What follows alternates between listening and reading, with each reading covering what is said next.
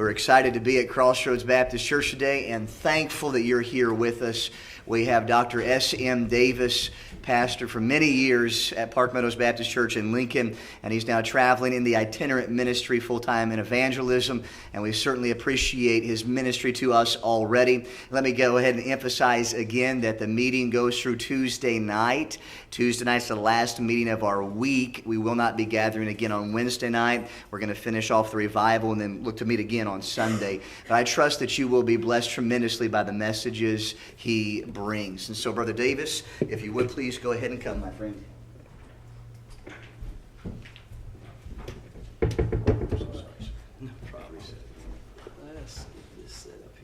There we go. All right. Thank you, Pastor. My, what a great Sunday morning crowd. Good to see you. I'm glad that others came in after the Sunday school hour this morning. We speak lots on family issues. We have a ministry called Solve Family Problems. The message I'm giving right now is about right priorities. And the DVDs on the table are me speaking, and lots of graphics come up like you see come up on the screen. I hope you'll be here tonight. What time service tonight, Pastor? 6 o'clock, is that right? 6 o'clock, I'll be giving this message. I promise you, everybody here will find something very interesting in this message tonight on breaking family curses. I show how that blessings and curses come down the generations, and that you here right now are being affected right where you are, right where you sit, by the blessings or curses being passed down to you from your parents, grandparents, great-grandparents. I'm going to take you back into the 1700s. I'm going to show you what happens when somebody is an atheist and what happens in their generations. Lots of things like that. Then tomorrow night, Lord willing, 7 o'clock, I'll be giving a brand new message from me on the subject, the power of secrets. Do you know what secrets produce in your life, good or bad? Do you know how secrets work in your life? And the subtitle of it is Secrets About Secrets That Should Not Be Secret. It's a brand new message for me. And then on Tuesday night, I'll be giving a message on the high cost of anger. Anger is the number one destroyer in family life today, and I'll show you what to do about anger. If you'd like to sign up for our email newsletter, we send out one a month. I'll give you this message, How to Win the Heart of a Rebel, that launched this entire ministry, and we have catalogs back there. If you're interested in those, please feel free to take one or more of them. One of the great evangelists of the 20th century was a man by the name of Dr. Bill Rice. He lived from 1912 to 1978 and preached all over the country. In one of his sermons, he told this story. He said, I will never forget the day I was shocked into realizing that my own precious children were not immune to the temptations of the flesh or the wiles of the devil. Here, he said, is what happened. Years ago, I was in Palestine, he said. I met a famous missionary, one of the great missionaries of a past generation used of God to cause many young people to go into missions. He had raised money, built hospitals, and won thousands to Christ. And when he heard on a Jerusalem radio broadcast that my wife and I were visiting in the ancient city, he got in touch with us and asked us if we would visit with he and his wife in the valley of Baca. Day by day, I went with him as he ministered to those who were sick of heart and body. His house was on a little hill, and just below the house was a low rock wall. Every morning, he and I would sit together on that rock wall and pray together. He would pray for his ministry and for a successor to it. He would pray for various people he was trying to lead to Christ. And I was always greatly stirred when he would put his hand on my shoulder and pray for me, and he did that every morning. But his prayer would end the very same way every time I was with him. After he had prayed for the things I mentioned, he would slide from his seat to his knees. He would bend his head forward till it touched the ground, and he would pray for his children. And as he prayed, he would burst into tears. I was both stirred and amazed. Was it possible that this great man had not won his own children to Christ? It seemed incredible and yet true. And one morning after we had prayed, we were sitting together, each lost in our own thoughts. And I said to him, Doctor, I know this is a very personal matter, but I wish you would tell me, how is it that you were not able to win your own children to Christ? I know you're a zealous soul winner. I know you love the Lord. I know you love your children. Yet your children are lost. Could you tell me, how did it happen? And I'll share more of that later.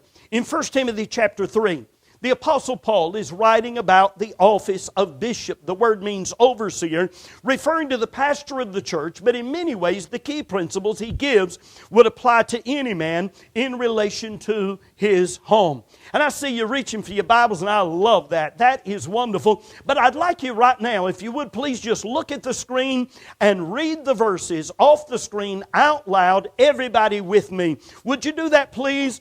This is a true saying, if a man desire the office of a bishop, he desireth a good work. Continue reading. A bishop then must be blameless, the husband of one wife, vigilant, sober, of good behavior,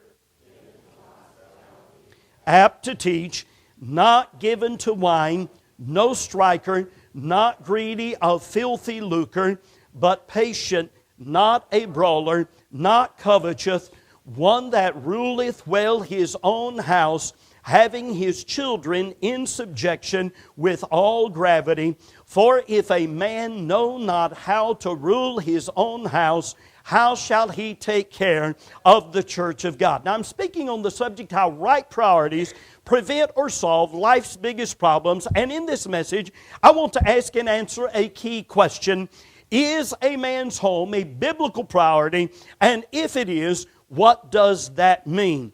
I do believe that a man's home is a biblical priority. Let me tell you why I believe that. First of all, because life is made up of relationships, and a man's family is his priority, human relationship. Years ago, I sat in a meeting, and I heard somebody teach something. And when I heard it, I thought, man, there is something flawed about that, but I'm not sure where the flaw is in that. And then I talked to somebody, a man who told me, he said, Brother Davis, he said, I heard that thing taught in Bible college in 1952. And he said, you're right. Virtually everybody who followed that and believed that lost their marriage and or their children. He said it wipes out families completely. See if you can detect the flaw in the teaching that I'm about to show you. It went like this, and it's very pertinent to this message, and you'll see that as I go. Here's the way they put it. Adam was made first. He was made to tend the Garden of Eden. Eve was made second. She was made to take care of Adam. So a man's top priority is his job, business, or ministry, but a wife's top priority is to take care of her husband. Now, what is wrong with that? The problem with that is that it is an attempt to answer a flawed question. Did you know it is impossible to answer a flawed question? You have to correct the question. If you do not, the flawed question will lead your mind in a totally off-the-wall direction. Let me throw this in right here. Did you know the whole gay marriage thing in America right now was created by one flawed question that has permeated our entire society? The whole gay marriage debate has come about because of the flawed question, should homosexuals be given their civil rights? Did you know that question itself is flawed? And it is impossible to answer the question. You must correct the question, and then you can give the truth. And the problem in the question is this: it assumes that homosexuals are a particular class of people born that way.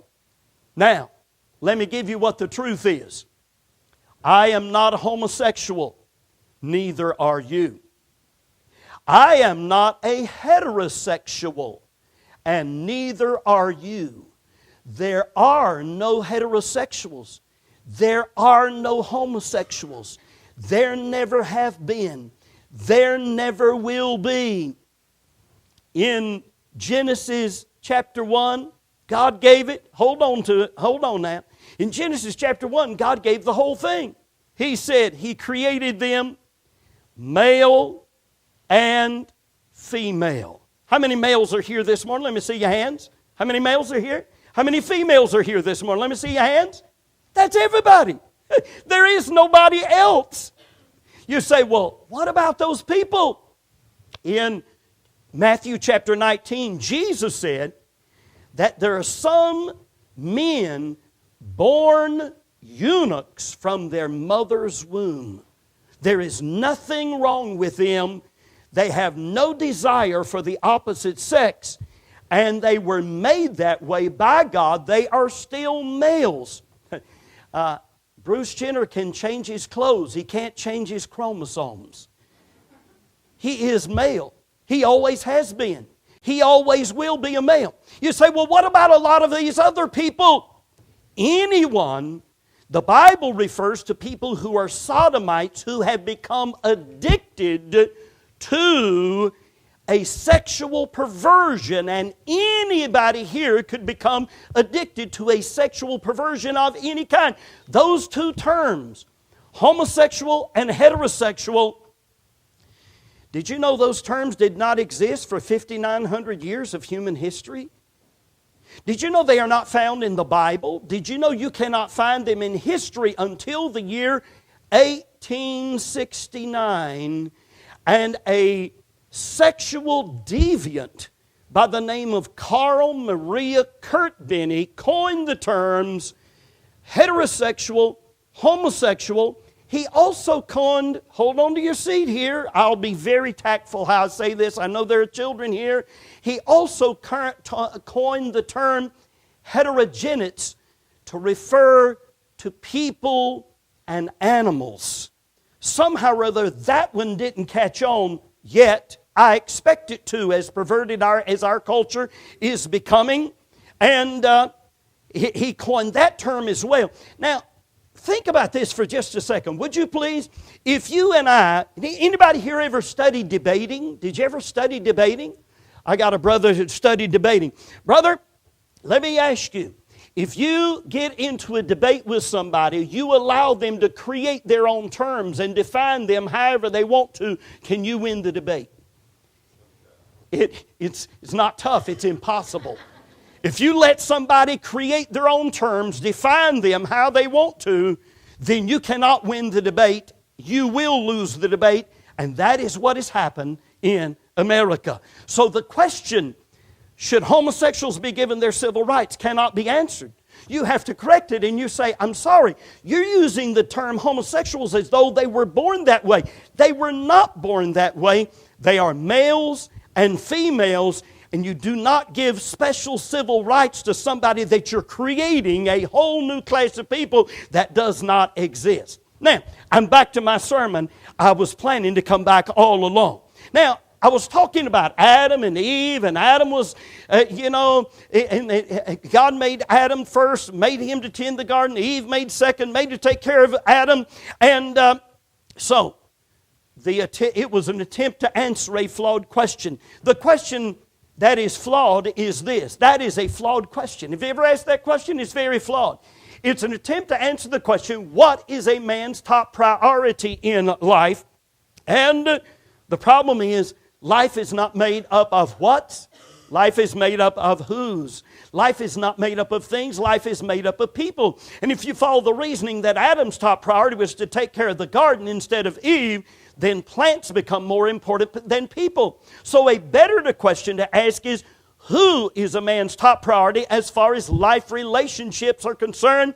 And the answer for everybody here is the same. Read it off the screen with me, would you please? The top priority relationship of all of your life should be your relationship with God. And if there's somebody here this morning who's never established a relationship with God, we'd love for you to find out how to do that today. But if your relationship with God is right, it will make all the other relationships right. If your relationship with God is right, then your wife will never mind and never have a problem playing second fiddle to God, because your relationship with God will make you a better husband. When a man is walking with God, his wife doesn't have to be concerned about him looking like that. If he's walking with God, he will not be selfish and self-centered. If he's walking with God, he will not be living for himself. If he's walking with God, he will deal with the three big sins of men: pride and anger and lust. So the top priority relationship of life for a man is his relationship with God. What then is his next priority relationship? Who is to be his next priority relationship for many men? It is their boss at work or the people who work for them. And it's easy to get this confused because a hardworking man will have some days when he spends more time on the job than he does at home. But the Bible is clear that the next priority relationship of life ought to be your relationship with your wife. Only with his wife is a man to be one flesh. And the next priority relationship after that ought to be with your children. Now, the woman never minds playing second fiddle to God because it's a man relationship to God that makes a husband a better husband. Children don't mind being after the relationship of a husband with his wife because that's the key thing that helps to make a man a good daddy. Children don't mind mama's relationship primarily being with daddy because that makes her a better mother. And you can follow this right down the line. Read it with me, please, everybody. A good relationship with God makes all the other relationships to be what they ought to be. So job or ministry must not come before relationships. Relationships must come before work, job, and ministry. Because in the passage that I just read to you, study that picture, God made the job or the ministry dependent on the relationships. One that ruleth well his own house, having his children in subjection with all gravity. For if a man know not how to rule his own house, how shall he take care of the church of God? And there's something more there than just something for the pastor or the leaders in the church. There is a key principle that applies to every man in relation to his life's work, and that is this: if you rule well your own house, if you have your children in subjection, then you will know better how to take care of whomever else God places you over in authority. So what am I talking about when I use the word priority? A priority means that if I ever have to make an unpleasant, difficult, heart-rending, life-changing choice between my marriage, my work, my children, and my job, I will immediately choose my wife and my children. Not because work, business, and ministry is unimportant, but because a man's relationship with his wife is a more important relationship than his relationship with other people. God says that a man's relationship with his family provides the foundation for his success in working with other people in other ministries.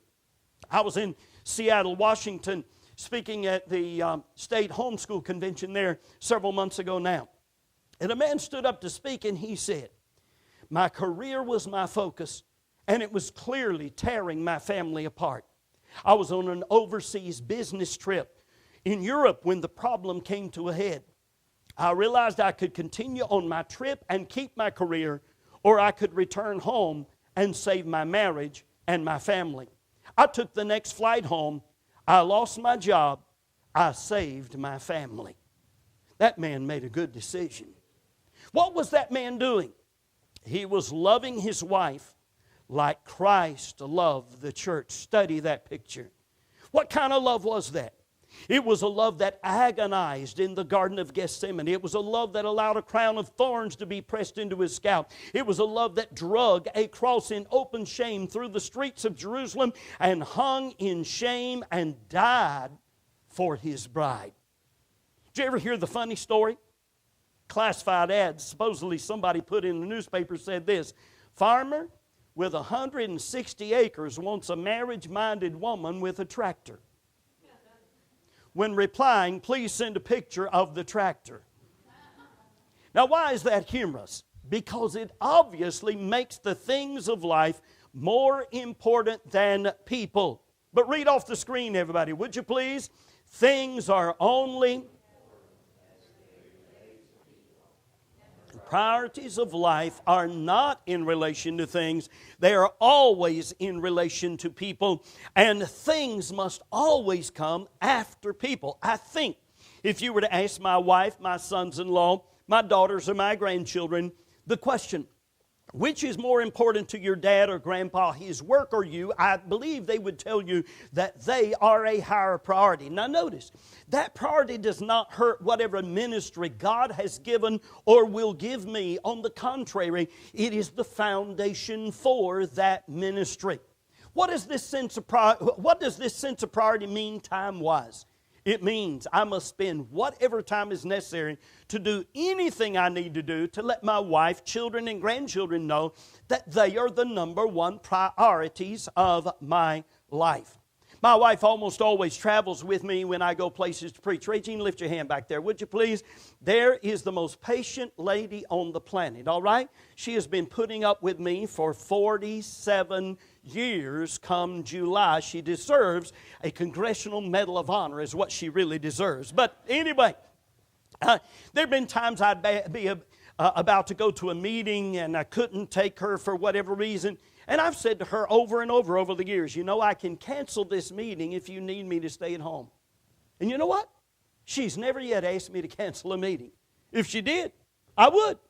And that's the reason I call this How Right Priorities Prevent or Solve Life's Biggest Problems, because keeping priorities right solves problems before they can start. And if you get your priorities wrong, that all by itself will create problems that cannot be solved until you get your priorities right. A 2011 statistic said that only 45% of Americans consider their family to be a priority. That means that 55% of Americans' homes are now having problems or will soon be having problems. I was in a conversation with a man who had a 23-year-old daughter. This daughter was about to marry a man that this father did not have peace about her marrying. In fact, the father had asked the young man, will you promise me that you will never divorce my daughter? And the father said, he just looked at me and would not answer me. Now, I'll shake up any father who's a right-thinking father in relation to his daughter. That daughter was 1,000 miles away from home at a Bible college. And the pastor there was willing to marry the couple regardless and did not see or respect the father's jurisdictional authority in relation to his daughter. Did you know that when a dad walks his daughter down the aisle and gives her to a man, that what that dad has done is not some empty ritual? Some people think, well, that's just a custom. It is not just a custom. The Bible teaches that at age 20, a son becomes a man directly responsible to God himself. So a man takes a wife. I love that verse on the screen. Look at that word taken. When a man hath taken a new wife, he shall not go out to war, neither shall be charged with any business.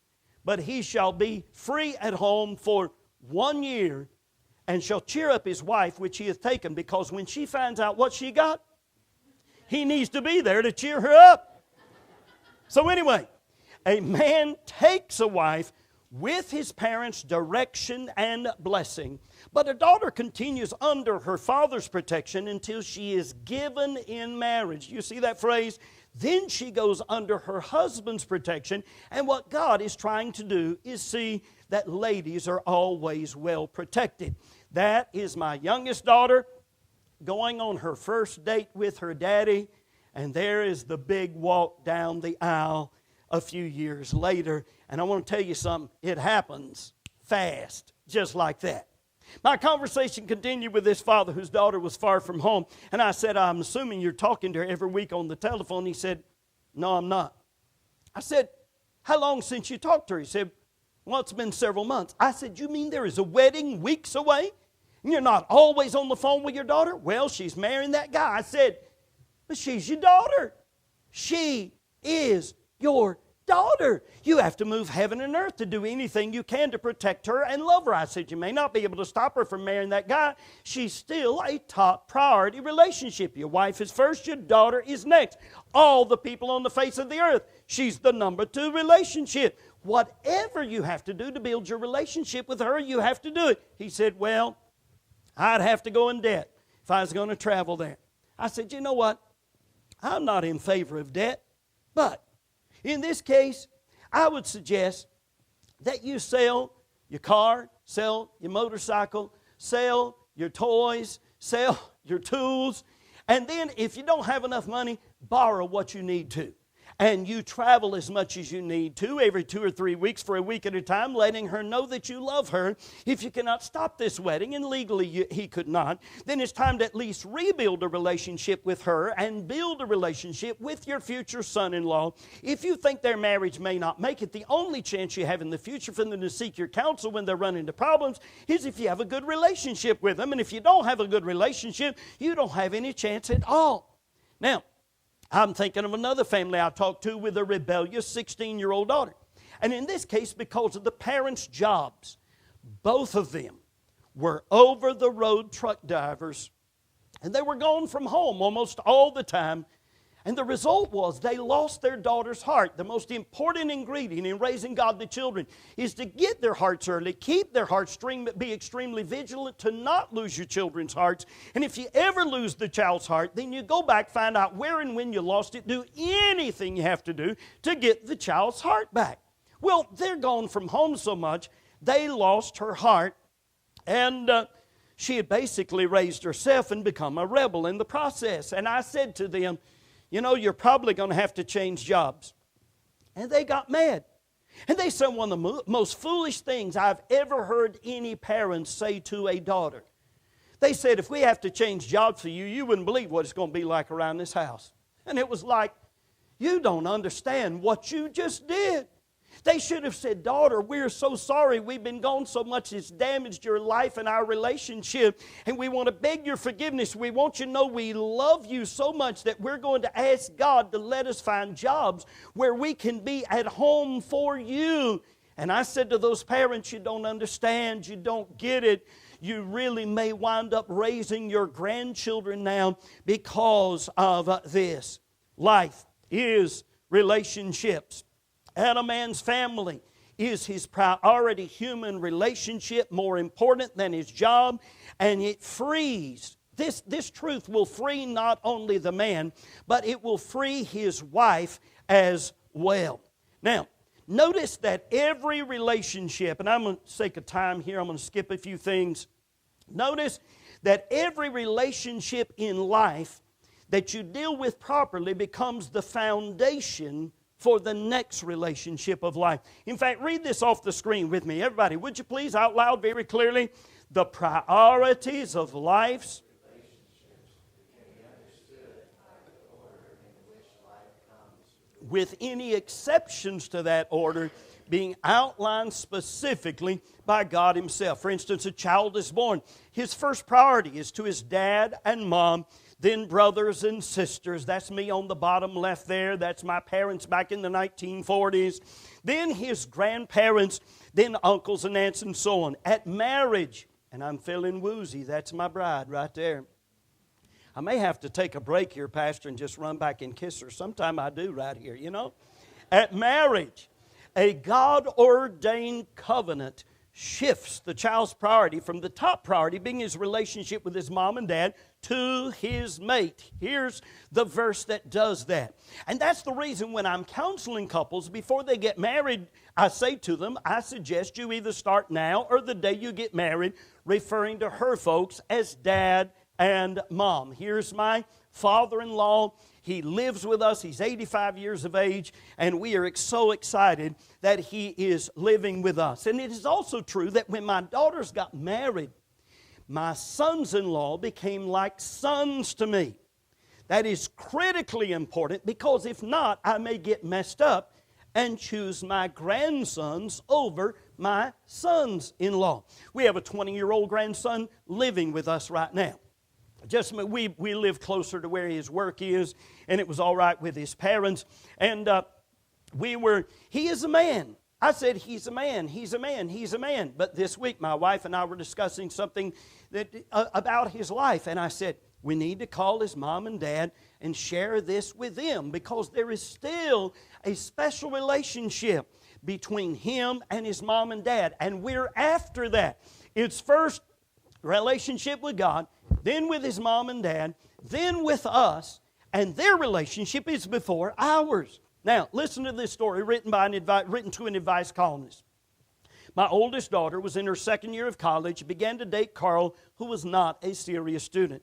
She managed to maintain a good grade point average, was planning to attend medical school. It became obvious to us that her relationship with Carl was becoming intimate.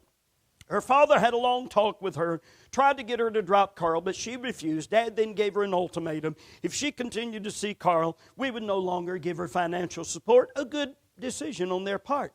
Out of the blue, her grandma got involved and took her side.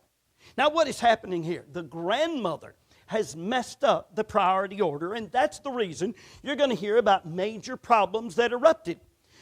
The grandma bought our daughter a new car, assured her a generous monthly allowance, and a few weeks later, Carl dumped Courtney anyway. Months passed, and the results of my mother-in-law's interference became apparent. My daughter decided to not go to medical school. Instead, she got pregnant and married a man she barely knew. My husband's mother continues to give our daughter money, will no doubt pay the medical expenses for the new baby. As you probably guessed by this time, our daughter no longer wants anything to do with her father and me. I was in Florida, and I gave this message, and a lady in her 60s or 70s came walking up to me at the end of the message.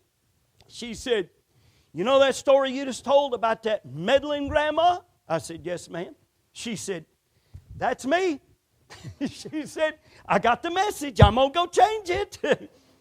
Now, why is there a problem there? Because a grandparent has tried to take over the parent's place in God's order of priorities, and she's messed up the priority order. Don't miss this. Right priorities prevent problems. Right priorities solve problems. And wrong problems create problems. Notice that every relationship dealt with properly becomes a foundation for the next relationship of human life. Have you ever thought about how foolish we are to think that a fella can have a bad relationship with his mom and his sisters and yet overnight miraculously turn into this great husband? No, wait a minute. Stop and think. Where does he learn to relate to ladies? By how he treats his mom, how he treats his sisters. And then he marries. Now wait a minute, help me here. His mom and sisters are all females. The lady he marries is going to be a female. If he's respectful to his mom, respectful to his sisters, helps them with packages, kind to them, doesn't bully them in any way, then he's going to make a good husband. Girls, listen, you want to find out what the guy's going to be like before you marry him? Just look at how he treats his mom. Just look at how he treats his sister. That's how he's going to treat you. You say, "Oh, but he is so in love with me. It's going to be so wonderful. You wouldn't believe how wonderful it's going to be." Guess again. You may be in for a real shocker. Why is a man's home a biblical priority? Secondly, because God made a man's leadership of his family the foundation of his leadership in other areas. That's what these verses are talking about. The number one way to prepare a young man to be a pastor, a preacher, a businessman, a factory worker, is to prepare him first to be a good husband and father. That means this. Read it with me, please, everybody. Whatever you have to do to prepare a son to be is more important than whatever you do to train him to do whatever job or ministry he does. And if you have a son who goes to college to get his brain full of all kinds of knowledge, and with that knowledge he loses the ability to understand that his priority relationship is with God first, then with his mate after that, then all the money you spent on college is thrown away. Whatever a man does in life, he will do better if he's the kind of man he should be in home. Whoever a man has to lead, he will lead better if he is the right leader at home. The number one ministry for a husband is to his wife. And it's more important to be a successful husband than a successful businessman, fireman, president, mayor, policeman, or whatever. I have talked to men who made it their job, their priority, making money as their priority, and then they lost their marriage. And I've had them look at me and they say to me, you know what? I got all this money and it doesn't mean anything anymore at all. And Paul talked about this when he said, husbands, love your wives as Christ loved the church. Jesus laid aside the crown and took up the cross for His bride. And there is a spirit about this truth that when a man implements it, it permeates his life and it elevates a man's wife and children to a special place that causes them to realize how special they really are. By the way, we're talking here about a husband's love for his wife that causes him to do for her whatever he can do that she needs done. We're not talking about a husband following his wife when she tries to lead him the wrong way like Eve did in relation to Adam. Now, men who put job or ministry ahead of the wife and children should put it in reverse and see how they would feel. How would you feel if the child said to the parent, I cannot obey you. I have this ministry I need to do for God. The child's ministry is first to obey his parents. And by the way, this is not an excuse to not do anything for God. I have people who say, well, my wife and my family are my priorities, and therefore I can't go to church, I can't serve God. Having priorities doesn't mean you don't have a job or a ministry. It means you've got the foundation to be effective in your job or ministry. Whatever you do on a job, whatever you do as a ministry here at church, you will be more effective if you've got your priorities right.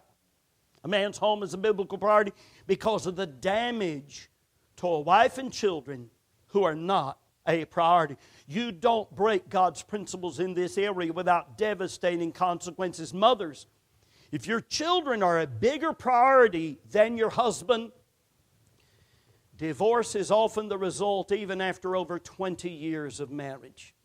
Did you know that divorce is pretty bad it's pretty bad the first 2 or 3 years of a marriage, and that's because of the danger of couples living together before they get married, and they throw the marriage out of balance.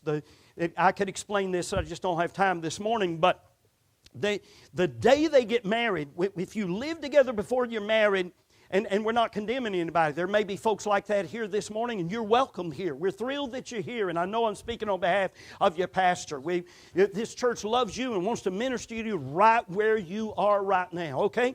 But if you live together before you get married, and then you get married, your marriage goes like this, all at once. So divorce is pretty high the first 2 or 3 years of marriage, but then it levels off. And it doesn't jump up again. The divorce rate jumps up again after 20 plus years of marriage. And that's because we've had husbands and wives who are building their lives around either their children or their careers instead of each other. And then it's like they wake up and wonder what's going on. Husbands, are your children more important than your wife? Children, if your friends are a bigger priority than your parents, it can be a big, big problem. Now, watch my hands here for just a second. Picture with me 2 fathers. Both of these fathers spend the same amount of time with their wives and their children. But this first one believes that his home is a priority. This second one believes that his job or ministry is first and then his home. Did you know that this second man is more likely to have problems in his home simply because his wife and children sense in their spirits that they're not in the order of priority where they should be? In fact, he may spend more time than this other guy. He will probably still have more problems simply because his family will sense that his priorities are not right.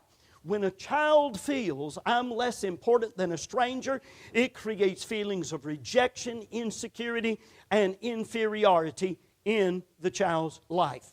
a man promised his boy, son, we're going fishing on Saturday. And all week long, the boy looked forward to the fishing trip with his dad. On Saturday, he told his son, sorry, son, I'm too busy. I can't go fishing. A little while later, the boy watched his dad load golf clubs in his truck. Did you know that's all it would take to turn a boy into a rebel? Another reason a man's home is a priority is because a man who does not understand that will not understand that other men's homes are a priority. This is a very old picture now. Some of these children are already grown and on their own. But Brother Andy Schultz, missionary to Zambia. Do you know Brother Schultz? I thought you might. He was at our church's mission conference many years ago. And I noticed that his wife was great with child. And I told him about me being gone to a meeting in Missouri in 1978. And I missed my third daughter's birth by 18 minutes. There was no interstate. I drove 90 miles an hour on 55-mile-an-hour roads trying to get back, and I missed the birth by 18 minutes. And I learned a dear lesson. And I said, Brother Schultz, your wife gets ready to give birth to a baby, you clear your calendar and you be there. Now, I understand there are times a man simply cannot be, but if there is any way a man could be there when his baby's born, he should be. His wife Jill went into labor on a Saturday. He called the preacher where he was scheduled for Sunday to tell him he couldn't come, and Brother Schultz said, Brother Davis, the preacher got upset, said he had planned promoting the meeting, and I had to come. And Brother Schultz said, I am sorry I have to stay with my wife. He said, Brother Davis, if you hadn't told me that, I would have gone. But the meeting was rescheduled. They became one of my supporting churches. Another reason your home must be a priority is because of the danger of your not being able to pray. Nothing can hinder a man's prayers more than his relationship with his wife not being what it ought to be. And that's what 1 Peter chapter 3, verse 7 talks about. And God doesn't say that about other relationships except the husband-wife relationship. Men, you have to make sure your relationship with your wife is what it ought to be. What if your child wakes up in the middle of the night tonight and cannot breathe, and you need to get a hold of God and you cannot pray because you've had a problem with your wife? Why is a man's home a biblical priority? Read my points off the screen. I'll wind this up. Would you please? Number one, life is made up of relationships, and a man's family is his priority human relationship. Number two, great, you're reading good.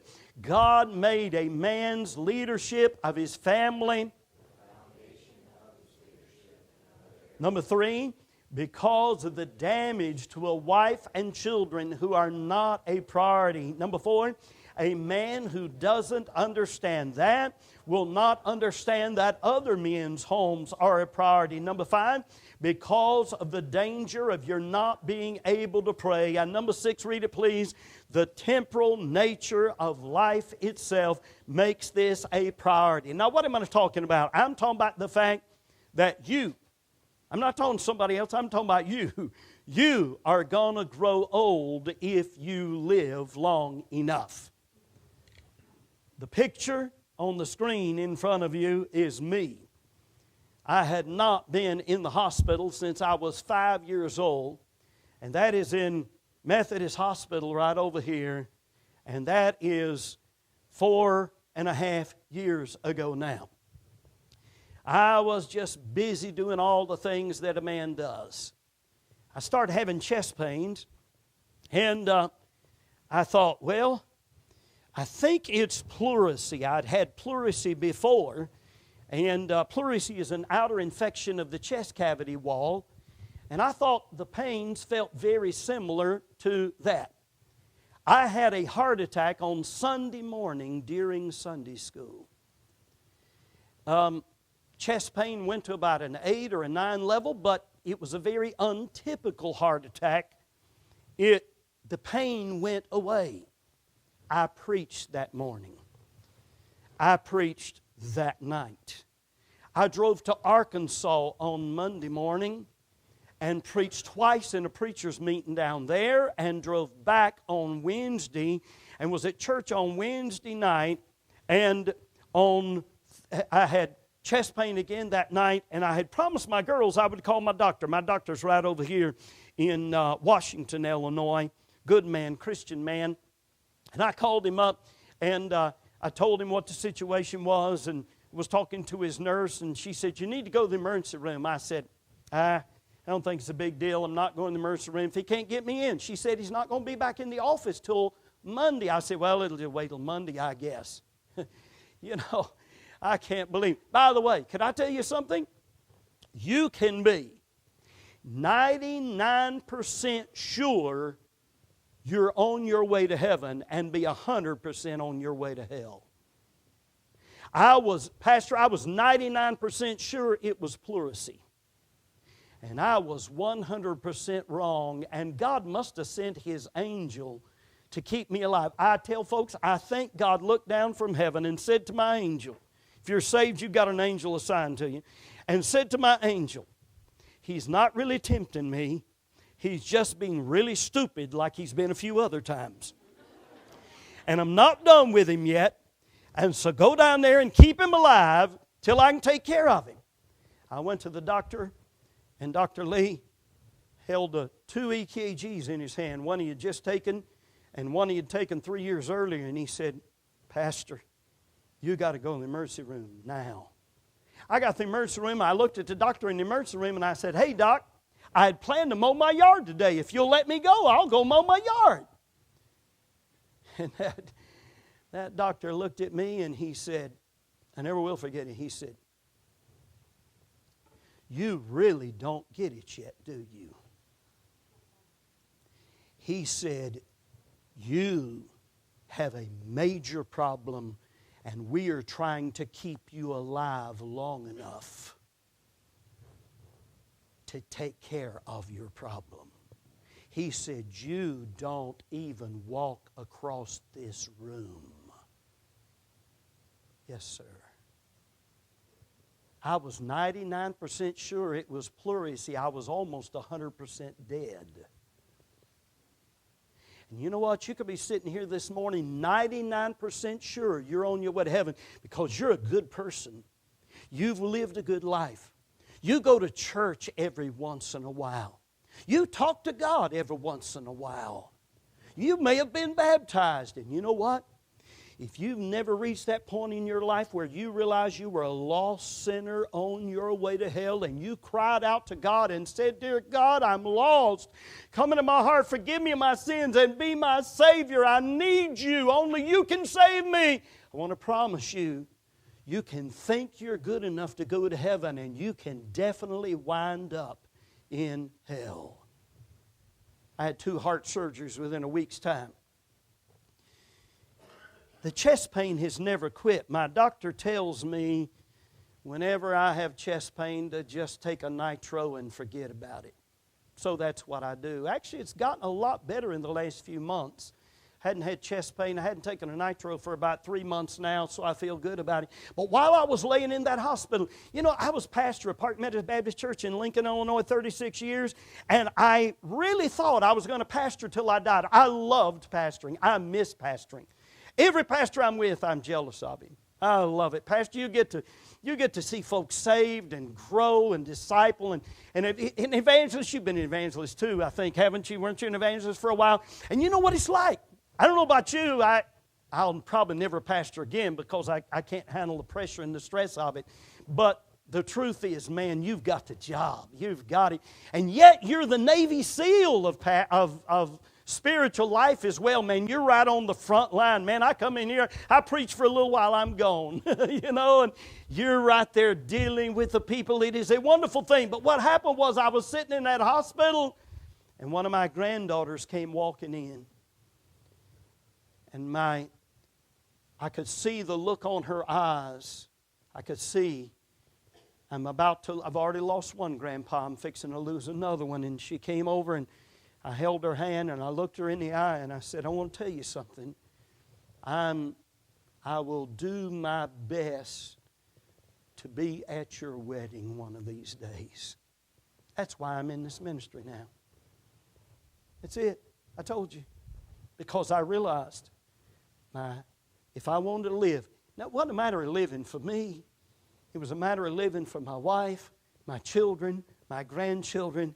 That's what it's all about. Would you look at this? Read this off the screen with me, please, and I'm almost done. Read it. If you died today, would your family weep because they missed the relationship or because they missed the relationship? I've had people, pastor, looked at me and said, I never had a relationship with my dad. I wanted it. He was too busy making a living to make a life with me. He was too busy for me. I began with that story of the great missionary. Dr. Bill Rice was with him in the Holy Land. Every day he would weep over his lost children. Dr. Bill said, tell me, sir, if you don't mind, how did it happen? Very quietly he replied, Bill, I didn't know what time it was. He went on to tell how happy he'd been at the birth of his babies. They had dedicated him to the Lord. He was gone then from home so much of the time in missionary work, at home and abroad, before he realized that they were off in college and none of them had been saved. He'd been so busy preaching the gospel to others that he neglected his own children. And like so many young people, they felt their college professors were the smartest people. Those teachers didn't believe the Bible was the Word of God. They didn't believe Jesus was born of a virgin. They didn't believe in heaven or hell. And the grown children were unwilling to trust the Christ their father preached. And as the missionary talked, his voice broke again and again, and he sobbed as he told of letters he'd written, phone calls he'd made, times he'd spoken to him face to face, all to no avail. Life is so temporal. If you haven't established a relationship with God today, repent of your sins, trust Jesus as your Savior. You don't establish a relationship with God by baptism or good works. It's by faith in Jesus alone. And then I need to ask you, men, are your relationships in order? Wives, are your relationships in the proper order of their priority? Children, are your relationships in the order of their priority? Because if they are not, that alone can destroy the future of your life, your children's lives, your grandchildren, and so on. But if you just get them in order, that all by itself can solve many of life's problems. Would you bow with me, please? With every head bowed, every eye closed. Pianist is coming to the instrument.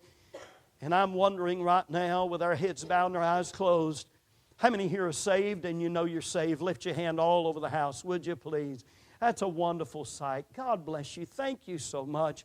Can you, let me ask you this, can you go back to that time in your life where you for yourself realized, I am a lost sinner, I need Jesus, and at that moment, you cried out to God and said, Dear Lord, I want you to come into my heart, forgive me of my sins, and be my Savior. If not, if the Spirit of God is speaking to your heart, showing you your need, maybe, forget everybody else right now, it's just you and God. And maybe right now, you need to cry out to God, right where you are, from your heart. Voice it, whisper it to God from your heart and say, Dear Lord, I need you. I don't really know you. I've never really trusted you as Savior, but I realize that I've heard the truth. I want to ask you right now to come into my heart, forgive me of my sins, and be my Savior. I give my life to you. In Jesus' name.